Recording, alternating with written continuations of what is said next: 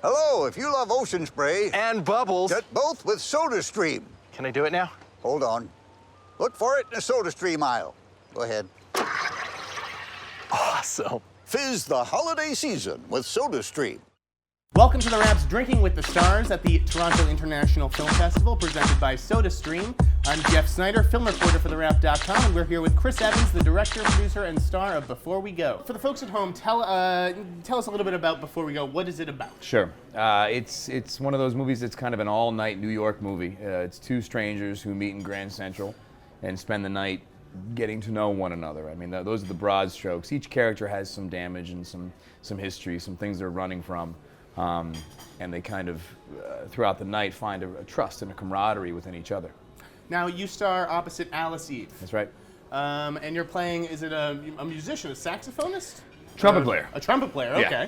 Now, had you played the trumpet before? Do you have to learn for this movie? No, yeah, I did. I mean, I wouldn't say I had to learn. I mean, I still am awful. I had to learn the fingering. You know, Okay. I wanted to make sure that my fingering would actually be aligned with what would actually be played. But as far as actually making the sound come out of the trumpet, ooh, it's bad. It's not an easy instrument. It really is difficult. No, it's very tricky. This is your directorial debut. Yeah. Why now? Why was it, the time to cash in all your chips, that you've Sure. amassed as an actor and make the leap? Yeah.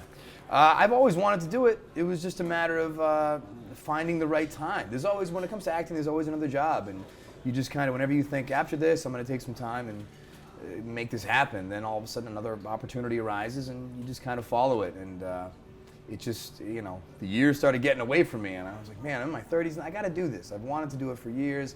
I've been talking about it for a while. Time to do it. And I just, went for it.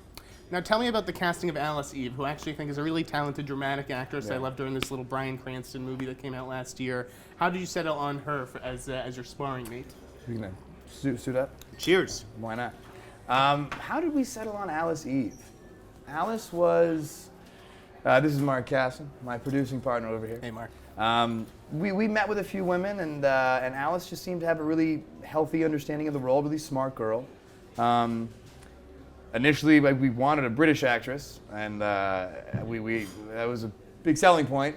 And then she decided she didn't want to be British, and that's fine because she actually is phenomenal at the American accent, and it actually worked out really well. Had you made any shorts beforehand? No, this was literally the first thing I'd ever done, so it was really it was a bold leap, but I think it worked out.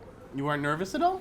Terrified, of course, you know what I mean. But that's part of. I think any new endeavor is going to be a nerve-wracking process. Now you worked with, was it Bill Immerman and the Baldwins and McGee and Mary on this? Right. Well, Bill Immerman and the Baldwins were the people who had the project. Oh, okay. So we went to them, and they were kind enough to let us make it. Then I took it to Mark Casson, and Mark Casson and I went out and paired up with Wonderland. Yeah. Okay, and you had just worked with McGee on A Many Splintered Thing, right? That's right. Okay. So, I mean, did that make it a little bit easier having a pre-existing relationship? Yeah, I suppose so. Anytime you can work with someone who knows who you are, I mean, they were enthusiastic and willing to work with me. I think even on Splintered Thing, I had talked about wanting to direct, so I think they were fairly confident. And how does it feel to have your very first movie, get accepted into a festival like Toronto? Have you been up here before? Yeah, I've been up here a couple times. It's intimidating, it's nerve-wracking, but we're glad to be up here.